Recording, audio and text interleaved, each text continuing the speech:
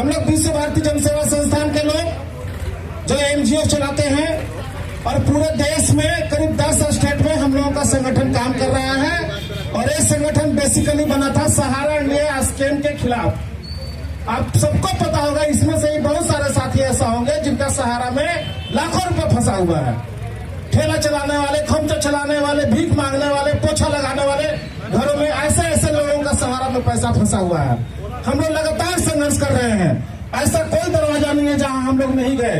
सांसद, विधायक सबके पास गए, लेकिन किसी ने हमको खुल कर मदद नहीं किया।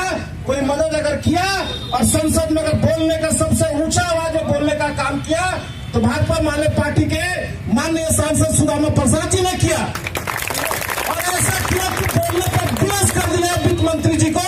हालांकि वित्त मंत्री ने झूठा बात किया कि लोग कागज लाओ और पैसा ले जाए, जो पूरा कोरा बकवास था। और उस बकवास का जवाब भी अगर किसी ने दिया तो सुदामा प्रसाद ने ही दिया। तो हम क्यों भाजपा की माला जपे, हम क्यों कांग्रेस की माला जपे और किसी अन्य पार्टियों की माला जपे? जो हमारे लिए है हम उनके लिए हैं। आज स्थानीय बात कर ले तो निरसा में सहारा के करीब 25 से 30 हजार लोग डायरेक्ट रूप से इफेक्टेड है, जिनका लाखों रुपया सहारा में फंसा हुआ है। हम लोग विश्व भारती जन सेवा संस्थान के लोग पूरा जाकर के घर घर में जागृत करेंगे कि 25 से 30 हजार वोट न जात पे, न पात पे, न धर्म पे, सीधे हम सहारा से इफेक्टेड हैं इसके नाम पे भाकपा माले को अरूप चटर्जी को दिया जाए।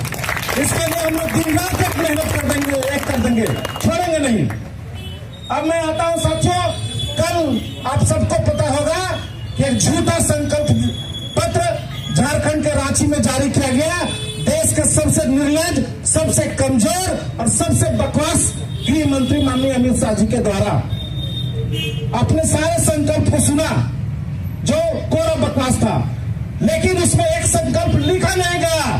कहा गया कि हमारी सरकार आएगी तो हम सहारा के डिपोजिटर्स को, बैंक डिपोजिटर को, अरे मूर्ख मंत्री बताओ बैंक डिपोजिटर क्या होता है? जिसके हाथ में सर्टिफिकेट है सहारा का वो सब बैंक डिपोजिटर है।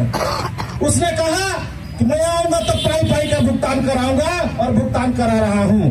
मैं ऐसे निर्लज निर्लज गृह मंत्री से जानना चाहता हूं कि हे निर्लज गृह मंत्री माननीय अमित शाह जी, उत्तर प्रदेश में लोकसभा का चुनाव में गए तो वहां के भूतपूर्व मुख्यमंत्री अखिलेश यादव जी को ऊपर ठिकरा फोड़ दिया कि सहारा का स्कैम अगर हुआ है तो उसके जिम्मेवार अखिलेश यादव हैं।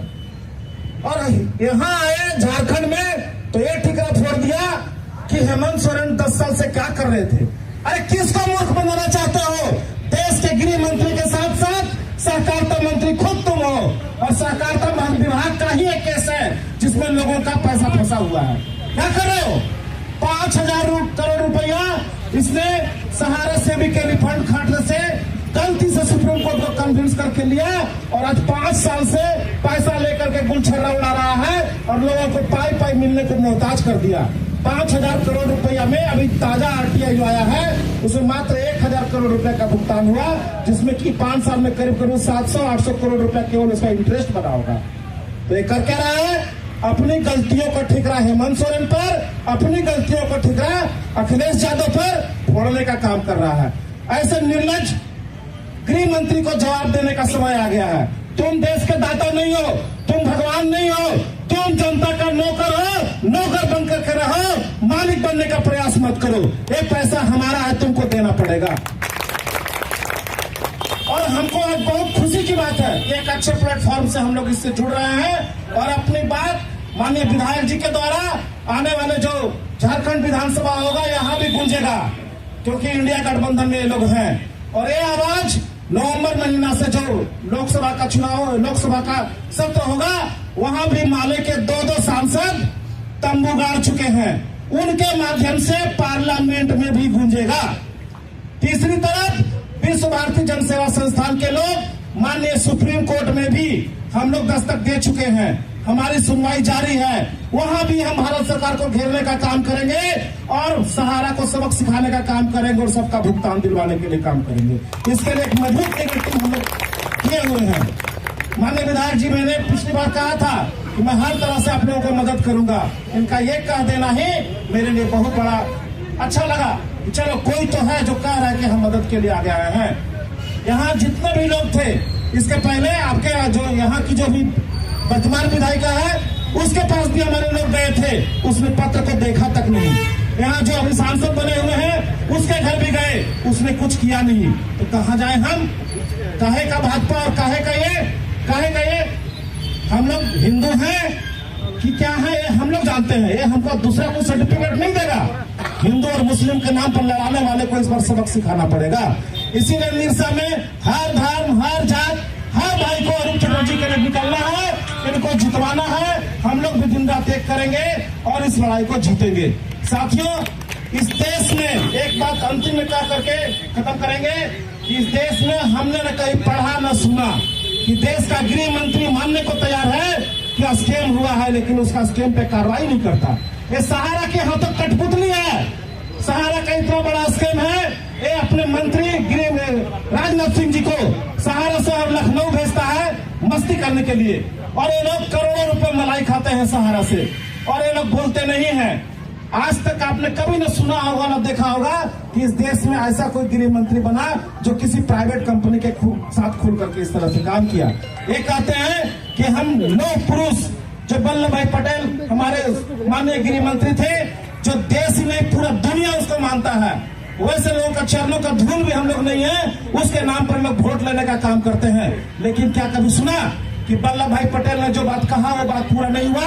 वो जो कहते थे वो पत्थर का लकीर बन जाता था। और ये कहते हैं कि हम उसके भक्त हैं। तुमने कहा था अमित शाह जी कि जो पोर्टल पे क्लेम करेगा उसको 45 दिन के अंदर भुगतान दूंगा।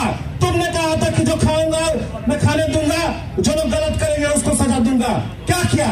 सहारा के लोग जो आपको दिए पोर्टल पे क्लेम करने के लिए, आपको डाटा नहीं दिए, वैसे लोगों को आपने क्या किया? सहारा के लोगों को गिरफ्तार क्यों नहीं पकड़ा?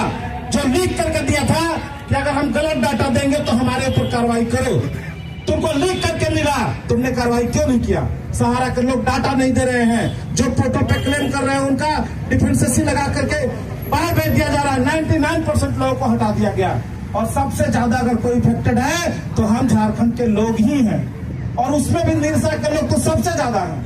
सबक सिखाना है कि नहीं सिखाना है? आप लोग बोलिए।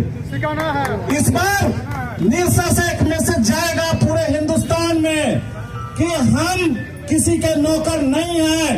अमित शाह इस देश के भगवान नहीं है, भाजपा हमारे देश का भगवान नहीं है। जो हमारे लिए खड़ा होगा हम उसके लिए खड़े होंगे। हमारे लिए अरूप चटर्जी खड़े हैं तो हम लोग भी अरूप चटर्जी के लिए खड़े हैं। विशेष में मैंने कहना चाहता, चूंकि बहुत सारे वक्ता हैं, मैं राष्ट्रीय अध्यक्ष भी बैठे हुए मिश्रा सर, मैं इतना ही बोलकर अपनी बात समाप्त करता हूँ।